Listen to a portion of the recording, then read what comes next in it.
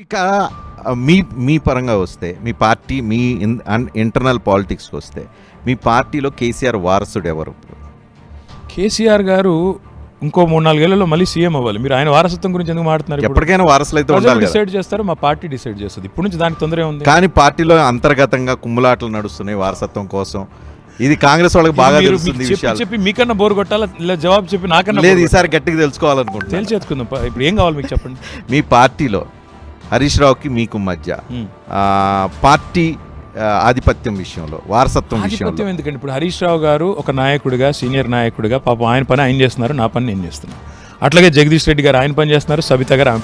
మీరు ఎవరి గురించి మాట్లాడకుండా ఒక కుటుంబంలో ఉన్న వాళ్ళ చుట్టే తిప్పుతూ ఇదేదో కుటుంబ పార్టీ అని ముద్రేసే ఇప్పుడు కుట్రగా నేను ఎందుకు అనుకోకూడదు? రజనీకాంత్ కుట్ర. సరే, ఇంతమంది సీనియర్ అనుకోండి కుట్రలాగా. కానీ ఇప్పుడు మీ కుటుంబంలో హరీష్ రావు, మీరు, కవిత ముగ్గురు పొలిటికల్ గా యాక్టివ్ ఉంటే నేను ఒకటి అడిగినా మరి కాంగ్రెస్ పార్టీలో ఈరోజు 3 ఎంపీలు ఉన్నారండి. సోనియా గాంధీ గారు, ప్రియాంక గాంధీ గారు, రాహుల్ గాంధీ గారు ఒకటే హౌస్లో ఉన్నారు, ఒకటే పార్లమెంట్లో ఉన్నారు.